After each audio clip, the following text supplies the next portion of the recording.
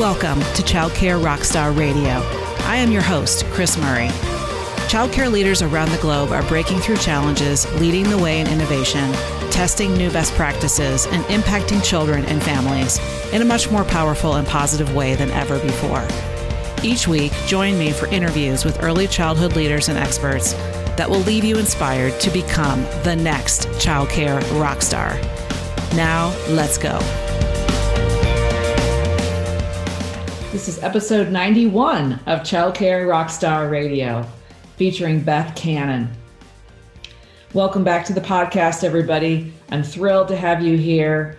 And my guest today is an early educator specializing in movement and enrichment, an enrichment program very well known in the world called Stretch and Grow. Miss Beth Cannon, that's where she started. And she has taken her journey working with kids and working in fitness and transformed it into a speaking, training, and coaching career for early learning leaders. And today's podcast is going to blow you away on a couple different fronts. First of all, we dive into your why and talking about passion and purpose and how to connect what you really want to achieve in your life and in your school to your vision as a leader. And we've talked about that before, but Beth has an interesting, unique take on the subject. And we also reference the founder of the Start With Why movement, Mr. Simon Sinek, who I recently had the joy to interview for a full hour, one of the best hours of my life in terms of career fulfillment, one of my major bucket lists, at the recent Childcare Success Summit virtual event, Childcare Reimagined, which was in mid-October, and almost 1,000 folks attended. So if you missed it, we actually are going to be promoting soon the recordings of the event, and you'll be able to get access to most of the recordings, except I have to say Simon's is not included because he wasn't able to give us authorization for that. But Mr. Trent Shelton and so many other amazing speakers and sessions will be available to you on what we call our Summit Sessions recordings package. So keep an eye on your email for that soon or in social channels, and we will be offering that as a holiday special. And it's going to include a ticket, a free bonus ticket to next year's event. So while we're in this extremely stressful time in our world with the winter months upon us here in the pandemic of 2020, I am very committed to doing an in-person summit event next fall, October 2021. And I'm looking forward already to our 10th anniversary of that event. So all good things coming. You know, times are going to circle back around. We are going to come out of this thing, guys. And today's podcast episode gives you some really good strategies and techniques for how to stay positive, stay focused on the positive, and how to deal with all of the stress and potential burnout in your life. And all roads leading up to hopefully next October, where we'll be together for the 10th anniversary of the Childcare Success Summit Conference, which is the largest business conference in the world for early learning business. It's focused 100% on business and leadership, and I want you there. So again, be looking for that package of recordings with the free ticket, and I will look forward to seeing you there. With our episode today with Beth Cannon here on episode 91, marching quickly towards 100 here on the podcast, we also talk about something called the Enneagram.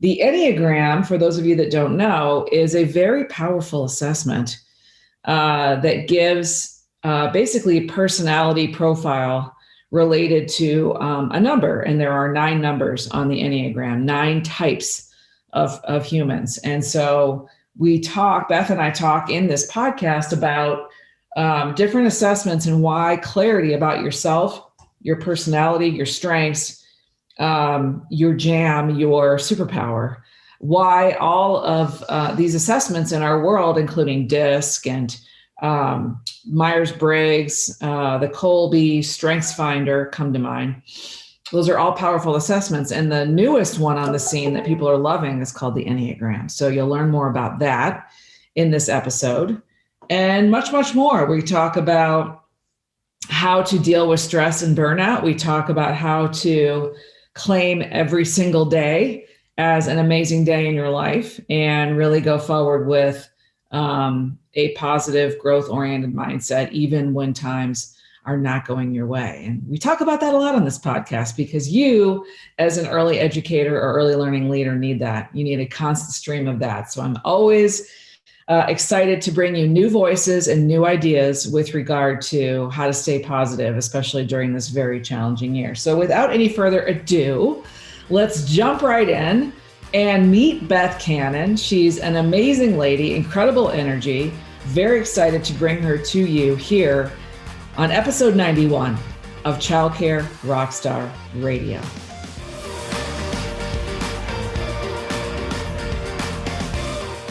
Welcome back to the podcast, everybody. I am thrilled for having you guys meet today's guest. Her name is Beth Cannon. Beth, how are you? I'm great. It's a beautiful day in Texas. All right. Let me tell you guys a little bit about Beth. She works with organizations that educate and equip women, a trainer and presenter who delivers keynote speeches and workshops to help audiences connect their passion with their purpose and give teams the confidence to collaborate and communicate, and focusing also on early learning leaders and early education businesses and their cultures. Yes. So with that, you mentioned you're in Texas. Tell us a little bit more about what part of Texas and how's everything there in the great state of Texas? Well, I'm in the Dallas area, so north central Texas. I'm right between Dallas and Fort Worth. Weather-wise, we're up and down, and that's exactly how it is in the industry. It's up and down. My intro into the early childhood world was about 22 years ago when we started Stretch and Grow, which is an early childhood enrichment program. So we do fitness, dance, classes like that. So that's kind of my intro into that. So before COVID, we were doing about 1,000 classes a week in over 100 schools. And since COVID, many of those schools have not reopened. Some of them closed their doors forever. We're back in about 20%. And, a few are just struggling to show up every day and keep their kids safe. So it's just a very weird space and time. I do believe it's temporary, but, our industry, as you know, has struggled. So it's been hard this year.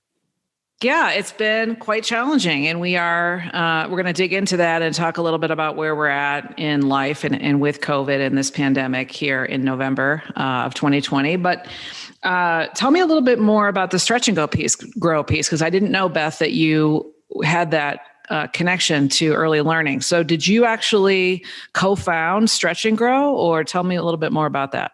No, it was founded in 1992 in Galveston, Texas, and we bought in 1998. And so very early on, and we have 12 franchises. And for the last 17 years, I've been their corporate trainer. So Stretch and Grow is international. We're in 20 different countries.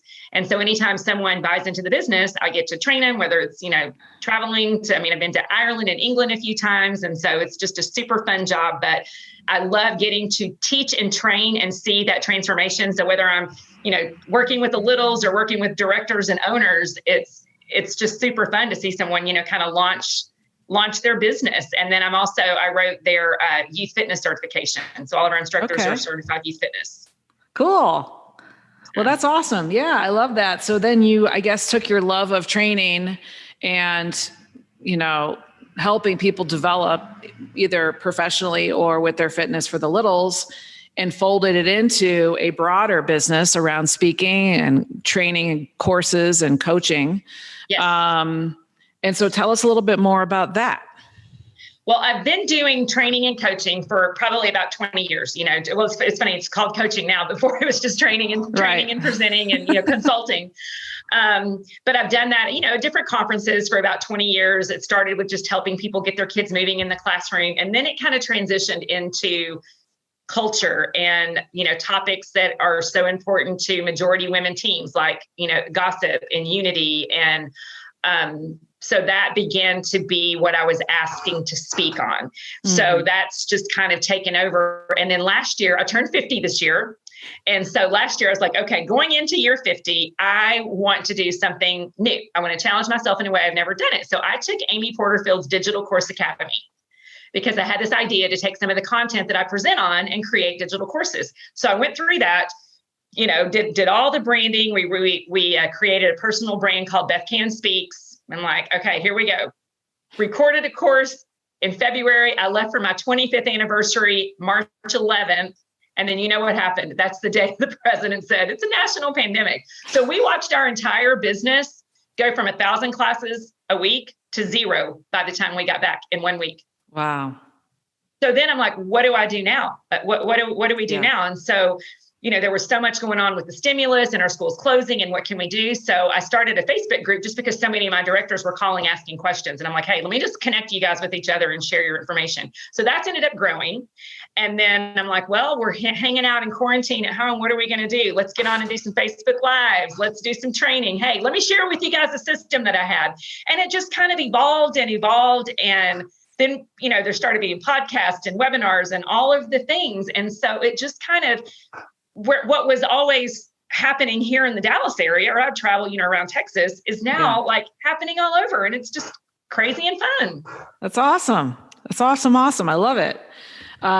Just like the rest of us, you looked at your life and said, now what can we do? And unfortunately, it's happening in your amazing 50th year, but maybe you're also turning, like myself, turning lemons into lemonade here in 2020 for sure. So absolutely. By the way, right before they locked us down into quarantine, did you travel anywhere fun? Where were you guys? And then you had to figure out how to come back. Dream trip. We were on a little island called Dominica that I had never even heard of. My husband found this. It's somewhere in the Caribbean. We had this great villa. We had a chef that came in and made our meals. We had a private beach. There were only 6 villas on the whole resort. Oh, it was literal God. heaven. So when our life turned to hell at home, I was at least in a beautiful place. Right. And I had a chance to process what was happening, because my husband has worked with me for the last 17 years too. Right. So it is our family business. Mm-hmm. And, our kids are 20 and 22, 21 at the time. So, but it was a great place to be. If we had to be somewhere for that news to come, it was a good place to be. Yeah, I would have been like, how long can I stay here and enjoy this? Well, honestly, Chris, there was a question because we took the last flight out. Like that was it. If we didn't, when we left, we would have gotten stuck there. Right. Don't know. That would have been a bad idea. But I know, right? We're like, why did we go home? I know. Cool. So, tell us a fun fact about you, something that about you that hardly anybody knows. Oh, mercy. Well, one thing, I've been a group fitness instructor since I was 18. That's always been my side hustle. And now, done it for 32 years. Now I don't teach as much group fitness. I teach hot yoga all the time. So I love teaching yoga. That's a fun thing that I do now. I'm super involved in women's ministry. I love, led Bible studies in my house. But the ironic thing before that is I was an extremely wild teenager and got sent to boarding school. But got past all that. It was fun to do bad things for a while. Then it was no longer fun to do bad things. It was time to grow up. So right. Gosh darn it. I know. So were you actually, I used to be a big fan of taking step aerobic classes. Were you did you ever teach step back in the day? The queen of it. I not only taught one step, Chris, I taught quad step. I taught 4 step where we had 1 step and we would go diagonal to all of the steps. Oh yeah. When step came out in about 1990, I had my dad make me a box. And I would be in my living room at home when I was in college and I would make up choreography stepping on this wood box that my dad had made. So I kind of miss it. Do what? Yeah, I kind of miss it. Oh, I miss it so much. Now I've got so many repetitive stress injuries from all of this, from teaching all those years. But step was my jam for a long time. It was my jam too. So we have that in common. That's awesome. I love that. Yeah, I had a really good time with it. I was pretty good at the choreography and loved it. So that was a good workout back in the day. So let's dive into what you teach. So you have several areas of expertise, Beth. And let's first talk about the component of connecting passion with purpose. One thing that I find our industry is always needing, and the thing that we've kind of become known for with our annual summit, is that they need to be rejuvenated with kind of a lifeblood of energy, positivity, mindset, connectivity to why they started this thing in the first place. Because especially in this pandemic year, it's been so just exhausting, and many people wanting to throw in the towel. So we're trying to come to folks, especially leaders and owners, and say, let's help reconnect you to your why. Let's help you reconnect to your passion and kind of zhuzh you up again, kind of give you that remotivation, that boost in the arm, that energy shot that you might be needing when you come to our events. And I would assume that you do a lot of a similar type work with folks because that's what they need. Yes. So talk a little bit about that. What do you teach audiences and leaders, and how do you kind of get them back energized? Zhuzh. How do you teach the zhuzh? Yeah. Well, it's interesting that you say that. Mention your summit, because the why guy, Simon, right? I mean, a lot of my mindset work began in reading his book, Start With Why.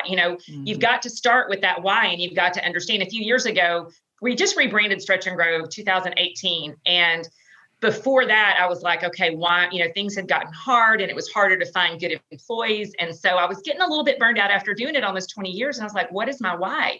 And so my own journey in going back to my why is why I am so passionate about the healthy way of life. I'm so passionate about teaching kids to be active and physically fit, and that's a good thing. And then to help the teachers, when we're in there, we help those teachers. We get to bring in the joy and the fun. And so to see that direct impact on bringing joy to teachers, and then seeing the benefits for the families and the schools. So I went back to my why, and I was like, okay, this is what I love. This is my passion, and this is my why. And so because I had seen it in my own life as I'm doing training with owners and leaders, you start to see the one. It's like, guys, why are you doing this? Why did you want to start this to begin with? And in almost every scenario, and I'm sure you'll agree, it goes back to they want to make an impact in their communities, an impact for families. It's like, okay, then how can we do that? You've got to remove the negativity. You've got to get back to your passion. You've got to spill the joy that you have for what you do onto your team, because that's the only way you can lead them. You have to lead them with your heart and with your passion. And when people buy into your vision and they're excited about what you're doing, they're going to want to be a part of that. And so it's the starting with the leaders and then letting it kind of funnel down and helping them know and understand the components of culture and behaviors and how all of that comes together. Culture does not happen. Well, I should take that back. Good culture does not happen unintentionally. Bad culture happens all the time. That's pretty powerful. Yeah, I completely agree with you. It has to be an intentional journey around building a positive culture of collaboration and love and joy, and based on your passion and your why. Talk a little bit about, have you ever worked with folks that, because your why is around physical fitness, and when you feel good and you're healthy and you're vibrating at a higher level with your health, that it, obviously comes through the rest of your life. And I ascribe to that as well. There's other folks that are driven by other aspects of early learning. So you might have also run into people who they're driven by the performing arts, or they're driven by language, multiple language immersion. And I just, wanted to give some ideas to people watching, because yes, it's impact, but I think it's also your specific flavor, your jam, how you do that impact that sets you apart in your community, that also can perk people up, right? Because we got to figure out not only just what our why is, but how is it different than potentially the leader or the school down the street. So I just wanted to mention that. So I don't know if you also have other ideas for how people can, like, if they're completely lost in their why. And I think it has to start with, it's not really about my story. It's about their story. So yes, I can bring an energetic presentation, but it really doesn't have anything to do at all with my journey, even though most of them know me through Stretch and Grow, through the fitness world. At least they did, prior to COVID, because now we're just more visible in different ways now. Right. But it goes back to asking them the questions and giving them the content and leading them to the material to say, okay, you want to make an impact. Like, what is your impact? Like, what is it that brings you joy? And whatever your own unique brand of greatness or passion is, that's what you've got to spill onto your teacher. So it's almost like you've got a brand superpower, if you will. What is their brand superpower? What is it? What's going to attract their ideal client? Because as you know, not everybody is your people. For lack of a better grammar term, not everybody is your people. But they're not, and so what might attract one family or one segment of teachers to your school may not be appealing to the school down the street because they have a completely different vibe and hierarchy. And maybe it's a Montessori, or maybe it's a play-based school, or maybe it's an academic preschool. We see all different kinds of preschools and curriculum and the way that they sell their parents. And so what matters is that they know and understand what energy they want to attract with their staff and with their families. Absolutely. I love that. So with regard to finding your superpower, because I think that's related to your brand's superpower, it doesn't always have to line up perfectly, but we're going to talk next about something called the Enneagram. And I've never brought the concept of the Enneagram to the podcast or taught on it at all. In fact, I haven't even taken the Enneagram myself. I know everybody's always like, what's your number? What's your number? I'm like, I don't know yet, but I bet I know your number. Oh, okay. So you're not supposed to guess people's number, but okay. I guess I bet. So I know you keep it in mind, and I'll go take it, and then we'll connect and we'll talk after. Okay. Because I am, however, a fan, and I'm sure I'll be a fan of the Enneagram when I take it, of assessments to help you understand your own yourself and your superpower better. When you take the DISC and you take the Strengths Finder and you take the Colby and maybe the predictive index, there's things that you can learn about each assessment about you and providing clarity back to your own story and what your natural strengths are. So I think it was maybe John Maxwell, I forget what person said it was, work on strengthening your strengths. Don't worry so much about trying to fill in the gaps on your weaknesses. So if you know your strengths and you know your power play and you know your superpower, you can drive that forward into your why and your brand. So talk a little bit about the Enneagram. How has that, first of all, what is it for people that have no clue? So it's just it's a psychometric test. And it's been around the roots of it go back for hundreds and hundreds of years. And basically there are 9 numbers, and the Enneagram says that there are 9 different ways to view the world. And everybody views the world in one of these 9 different ways. You have 9 normals of the way that people see. So it's an excellent tool for self-awareness. I've got a course I created called Dare to be Self-Aware. I want to be very self-aware. As leaders, we have to be, right? We have to know where our own gaps are so that we can focus on our strengths. But we know if you're a D on the DISC, you are driven. So you are often more task-oriented than people-oriented. So when you know that you're going to set a goal and you're going to achieve that goal, we also have to be self-aware that we need to sometimes pause and focus on, wait a minute, I've got a team that's around me and I need to focus on these people that are going to help drive this goal, because it's so easy to focus on just the goal. So the Enneagram has 9 numbers, and it tells us about our core fears and our core motivations. And I'll tell you, Chris, all those tests that you said, I've taken every single one of them. I drink the Kool-Aid of psychometric tests. I mean, for the longest time, it was the Strength Finders. But the thing about the Enneagram that's great, you can go online and there's free tests that you can take. My favorite one is called Eclectic Energies Enneagram Test, and it's free. It's about 14 pages. But it's free, and it gives you what your number is and then your wing. So your number is your main personality. And so let's say if you're a 3, for example, I'm a 3. A 3 is an achiever. And it tells you, so when you understand about the 3, it tells you what your core fears are, like fear of failure, fear of loss of security, fear of not being enough. But your core motivations, you're an encourager, you motivate people, you get stuff done, you are results driven. So understanding that piece, and then you've got your wing, which is either the number to the right or the number to the left. It's kind of like your alter ego. So that's kind of what it is. Okay. That's cool. Do you find that directors or administrators in an ECE program tend to be a certain profile? Tend to be a certain number of numbers? Well, it's interesting. I find that the teachers are often twos, which are helpers, are nines, which are peacemakers. Directors, a lot of directors are threes. Okay. Which are achievers. Yeah. So 3 is an achiever, 2 is a helper. I'm a 3, wing 2. So I want to push you, but I also want to help you. A lot of my directors, the most common that I see, they are a 2, wing 3, or a 3, wing 2, meaning 2, that you're a helper. You really want to help people, but yet you also are goal oriented, but you're a little more people focused if you're a 2, wing 3. As in a 3, wing 2, I'm a little more results oriented than people oriented, but I love people and I want to help them.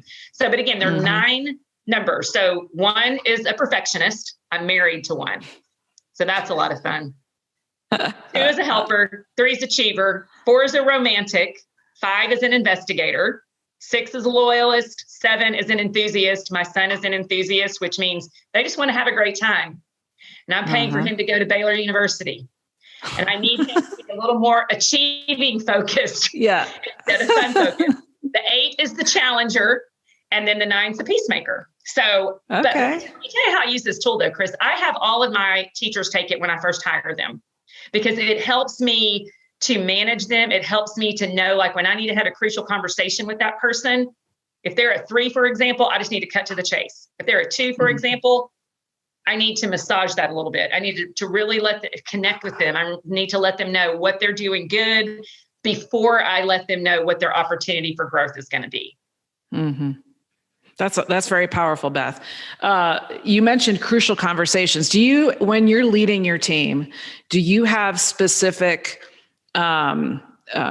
methods, or like, is that like what am I saying? Like a model of how you communicate? In other words, every culture has specific things that are built into how they talk about how they communicate with each other. And so, are you teaching leaders to develop some of those? Like, for example, I refer to OFIs, which is opportunities for improvement. And so I always try to reflect back with my people when they're struggling, or when they're, working on a project or they're feeling bad because they didn't, and I go, try to take the personal out of it. It's just an OFI, right? It's just an opportunity for improvement. That's what it is. OFI. So what are we going to do with this OFI? Are we going to put it to the side for the moment? Are we going to prioritize it? Are we going to create a plan for it? And it kind of helps take some of the emotion out of it. So are there things that are kind of your go-to leadership components or manners of speaking that you could share at all? Yes. If there isn't, that's cool. So what we do about every quarter, I mean, if it's just an off the cuff thing that we need to handle right away, that's going to be, we as things come up, if it's an emergency, obviously it's a, hey, this is the discussion. This is the information that I have. Give me the information that you have, and let's see if we can come up with like a full picture of what's happening. Because I always want to make sure that I hear them for the benefit of the doubt. But in general, we call it our coach connection meetings, and we do them about every quarter. I don't do yearly evaluations anymore. I don't think that they're as effective for me.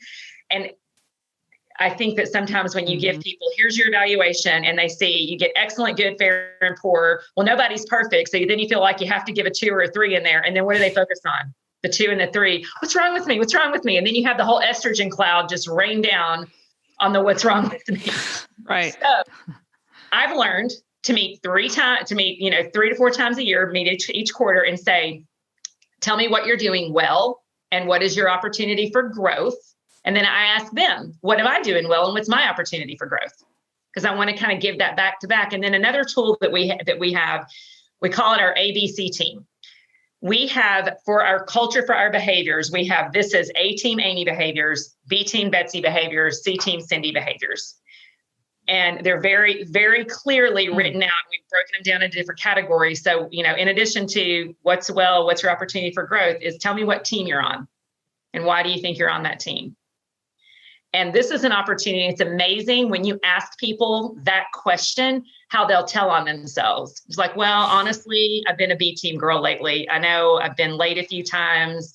I know I've had a few call-ins. I've had some issues going on with home, or, I didn't get my lesson plans in on time, or whatever the thing is. And it gives them an opportunity to say where there's a gap, and it gives me an opportunity to address that gap.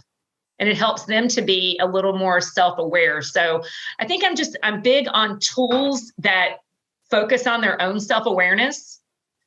And then, but the issue comes is when you have someone that's not self-aware. Yeah. Right. And I think for leaders, that's one of the hardest things is when you point out to people, there's a gap here. Mm-hmm. And this gap is kind of causing a problem. But when you have everything, written down, well, okay, A-Team Amy, she's on brand every time. What are you wearing, sister? What's your, are you wearing, it's just questions like that. And you can point them back to showing them their gaps. And then that helps them grow as a person and be a part of the team. Yeah. Yeah. Well, I think because you could ask that question about, are you A, B, or C right now? Or how do you feel you're playing? And if they say, oh, I'm an A, I'm A, Amy, I've been, and then you're going to yourself, not so much. So then you have to, but you can use those gentle guiding examples that you just shared about giving them awareness to their behavior and how it actually isn't mapping to the A team. It's actually, they're showing up right now more like a C+. So, yeah. And Chris, one of the exercises that I do in a training is we let the team come up with the behaviors. Like, okay, the whole staff is there. What are the top best 10 qualities of the best teacher that's ever been here? What are the top 10 qualities of a nightmare teacher? Okay, let's break those down into categories. So then they have buy-in and creating this team thing. Mm-hmm. So they're kind of accountable to each other to know what team they're on. And I think when you give your team the opportunity, because that's teaching and leadership, right? Yeah. NACI did a study a few years back, and it said that one of the biggest problems among gossip and backbiting in the early childhood area is that people feel that they have a lack of access to power. So when you empower them to help create the rules, it helps them to buy into it because you've given them an opportunity to share their heart and to share what makes a great team player. Yeah. And I find that to be one of the most powerful strategies, Beth, is that it's so simple, but when we allow our teams to help craft our core values with us as an iterative exercise, and they're part of building those cultural values that are now on the wall and on t-shirts. And when we we do shout outs to those values, and then we get them to help craft the behaviors that roll up to those values. It's like one of the most powerful things that you can do. And it seems so simple. It'd be like, well, why is that so powerful? And it's all the buy-in. It's all the being part of the power of the organization, being part of it, and that's the collaboration piece that I think so many leaders miss. Yes. Is you gotta get them, involved in creating stuff with you and not just for them, not just throwing stuff and expecting them to catch it. So I love that. That's extremely powerful. And it works amazing. So if you're listening to this podcast and you still haven't worked with your teams to craft your core values and or specific behaviors that roll up to each value, what does A, Amy look like versus C, Kathy? You've got to, that is a huge writer downer for you as a listener to this.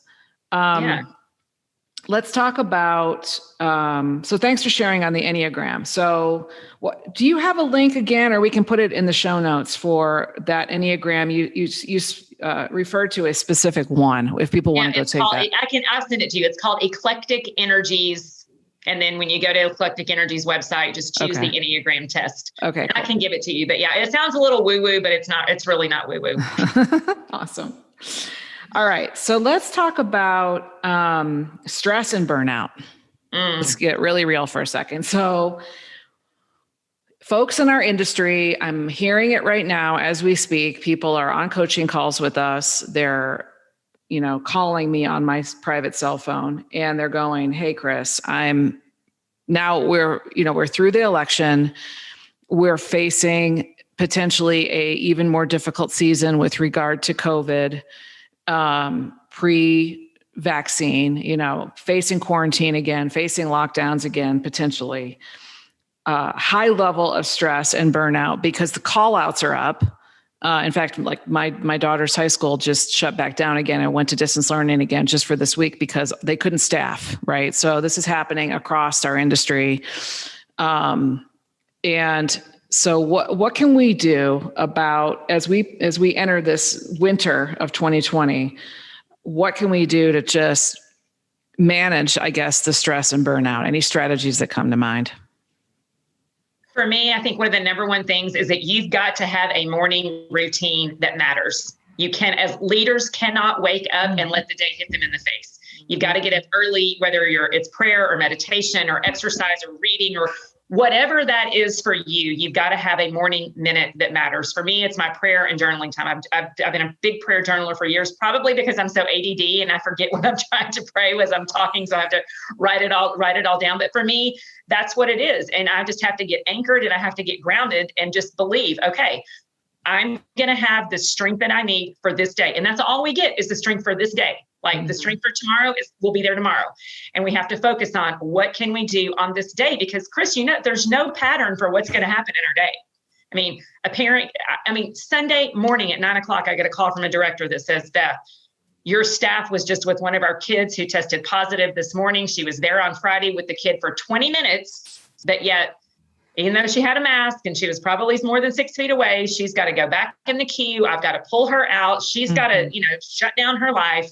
Yeah. And so there's no rhyme or reason to the things that are happening right now. But I'm a firm, for me, it's my faith that gives me my strength, but I'm a firm believer that you've got to be anchored in knowing that you're going to have the strength and the resources to take care of what we have minute by minute.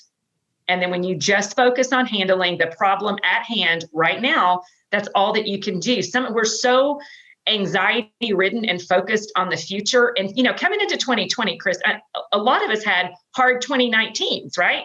So it's not like we were coming into 2020, like well-armed and like, bring it. Right. We were coming in with some really hard things already. And so COVID and the elections and everything just compounded on that. And it's ironic, I was mentioning that I'd just done recorded a course right before we left for our vacation. And the course was called Breaking Burnout. And it was like, guys, we're on the spring sprint, because you know how pre-K kids act February and March. They're off the chain. They're too cool for school. Their behavior is crazy. You got to figure out new strategies to keep them focused and keep them engaged. It's just part of what we do in early childhood.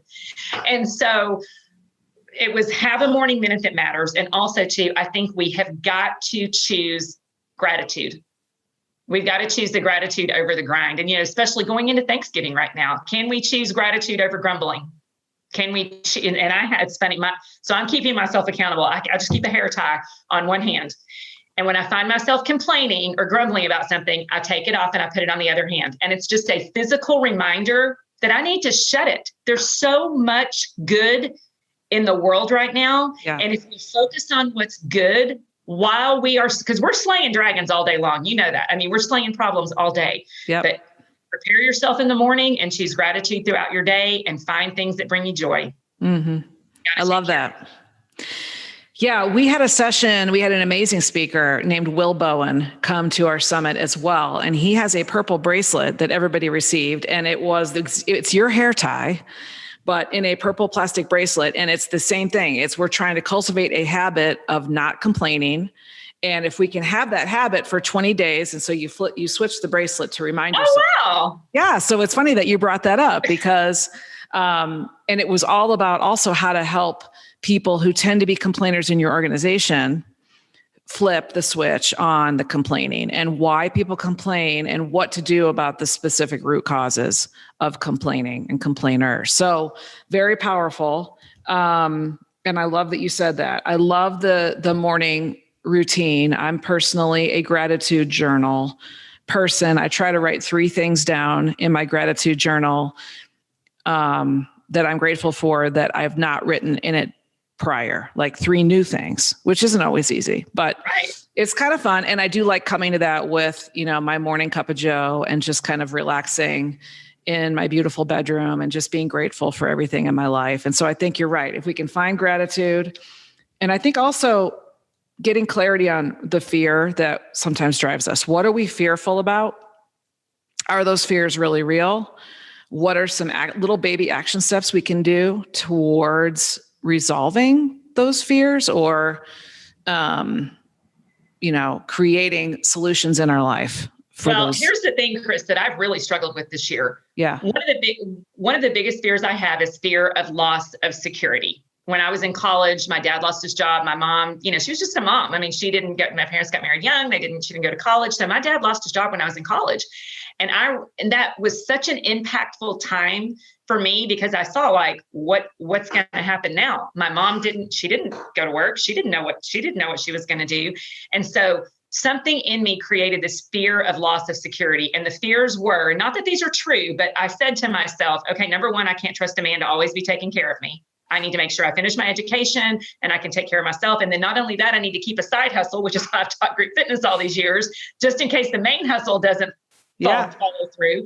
And so, so I've always had that. So one of my biggest fears is fear of loss of security. I wondered in the back of my head, what would ever happen if the whole Stretch and Grow train just stopped? Right. And Chris, it happened. So I am living right now, one of my biggest fears happening. I'm living it. And you know what? I'm still standing. And just through, just being insightful and being prayerful and being intentional and leveraging networks and thinking, okay, well, what can I do now? Instead of what can I do? What can I do? And I still don't know what's, how things are going to play out, but you have to choose to pivot because if everything goes away, you've got to figure out what to do. Right. Mm-hmm. And so here I am, and we're figuring out what to do day by day. And the truth is, if you've got a strong work ethic and you've got a passion for what you do, things are going to work out. You're not. I mean, I'm thinking, we're going to be in the soup kitchen by April if this doesn't change. We're not in the soup kitchen. We're fine. Yeah. There's so much to be grateful for. Yeah, we had a lot of that coming out in droves in our coaching program, the academy, because people were their fear was just like escalated. It was like 100x fear. And I was just like, take it easy, take a breath. Let's all breathe together. Cause really at the end of the day, we have, resources, we have amazing brains, we have great hearts, we have energy, we have people that love us and follow us. Like, and so, but I think right in the moment of that panic, sometimes we forget what we have. So that's a gentle reminder to those of you that are starting to feel the stress rising up here. Like, let's take a breath. So thank you, Beth. I really think those are great strategies. And I would love to hear what are some of the things, the resources that you listen to, watch, that you love right now, or that are like pivotal in your life. I mean, you're doing Bible study. So obviously the Bible is big in your life and in faith, you're a woman of faith. What other things inspire you or might help inspire the listeners? One of my favorite podcasts, it's Jenny Allen. It's called Made for More. She's inspirational. I also like to listen to some different business podcasts. I like Amy Porterfield. Like I said, I did her Digital Course Academy. And if you are looking to pivot and do some things online, she's a great one to listen to. She's a great one to learn from. I read a lot, and, a lot of the stuff that I do read is faith-based, like Jenny Allen. She just wrote a great book called Get Out of Your Head. And I've read it 4 times because I need to, getting out of your head is so great. So, but I love to read books that inspire. I'm about to start a new John Maxwell book. That's something about the leader 2.0. Something leader 2.0. It's John Maxwell's next one. But, I love reading about leadership. I follow John Maxwell, Dave Ramsey, Entree Leadership. Yeah. Christy Wright she has a great podcast. She's on the Dave Ramsey team as well. So cool. Yeah. I love all those folks. I'm John Maxwell certified, and I love Leadership, his book Leadership. Yes, and also, the one about the living a life of significance, and I'm spacing the name of it, but he's got so many good ones. And Dave Ramsey is great. I'm working on all of my baby steps towards my wealth using the Dave Ramsey method as well. So all sorts of little good things you can just pop into your life and into your wealth planning, which also helps you feel more powerful about, and like for you, safe, that you have that nest egg. And, recently on this podcast, I think it was 2 episodes ago, I talked to a wealth building expert named Jim Dew. And we talked a lot about that topic as well. So hopefully you guys, he's a financial planner and he has a master's degree in finance. So he's nice. 20,000. So I'm very thankful for him. When I freak out, he's like, okay, I have a spreadsheet. Look at the spreadsheet. Right. Yeah. Just look at the spreadsheet, honey. It's going to be fine. That's awesome. So if you could put a message on a billboard that was shared with the world, what would it say? Oh, mercy. Well, not that, not oh mercy. But, mercy. Well, I think number one, just breathe, because we all have breath, right? And when we feel that panic coming up, we all have the ability to stop and take 10 deep breaths. But another thing too, I think you will never regret being kind. Because I see I'm in so many schools and I see a lot of early learning leaders snapping at their teachers and I see teachers snapping at their kids. And I just think you will never regret being kind. So when all of these, especially in this political environment that we're in, I mean, there's so, our country is so divided. I think you'll never regret a kind response to someone, but you often will regret a snarky, meant to shame, meant to blame. So just be kind. Agree. I was very proud of my daughter who's 15 because we were in a store shopping, getting some retail therapy probably 3 months ago. And there was a really cool yard sign that they had this pile of them. And it says, kindness over candidates. And we bought it and we put it in our yard. So we didn't have any political signs in our yard other than that one, which was kindness over candidates. But you're right. And I think we can feel what we feel and we have all of these different dynamics going on in our world, but I think kindness should rule the day, especially in an early learning environment. I mean, the kids are watching, y'all. Really? Like you're going to be nasty to somebody at the grocery store because they're either wearing a mask or not wearing a mask or making you wear. I'm like, come on. So thank you for saying kindness because I'm 110% with you, Beth. And I hope that this is hopefully a good reminder to people, not to get preachy, but just, I think sometimes we forget. So thank you. Absolutely. Yeah. So how can folks reach you if they want to connect or if they want to potentially hire you to do a staff training? I don't know if you're available for that, but how can people learn more? Absolutely. Well, BethCannonspeaks.com is my website. And so there's a couple of digital courses on there. There's Burnout, Enneagram, a few more. And then we have a Facebook group. It's a COVID planning for faith-based and nonprofits. So for some faith, and I know I've got a lot of people who you consult with, I think have dropped by that because you get quoted a lot, Chris. So that's great. You've got a lot of great people in the industry. But yes, and I do live and virtual trainings. In fact, I'm excited. I've got one that's going to require a plane trip in March. So it's my first actual get in a plane and fly and travel again coming in March. So go away, COVID. Exactly. Yeah. Go away. Shoo, COVID. Yes. Early learning leaders are my people, and coming out of this, I'm like, okay, what's next? Do I pivot? Because I do corporate training. Should I do more of that? And, Chris, every single time it comes back to what is my passion and where does my heart beat? I love encouraging early learning people because I know their struggles. I know their hearts, and they're just my people, and I love them. That's awesome. Beth Cannon Speaks, Cannon, BethCannonspeaks.com. Correct? Awesome. Well, thank you, Beth, for being here on the podcast. And I'm thrilled that we are connected in sounds like many different ways, including Facebook. And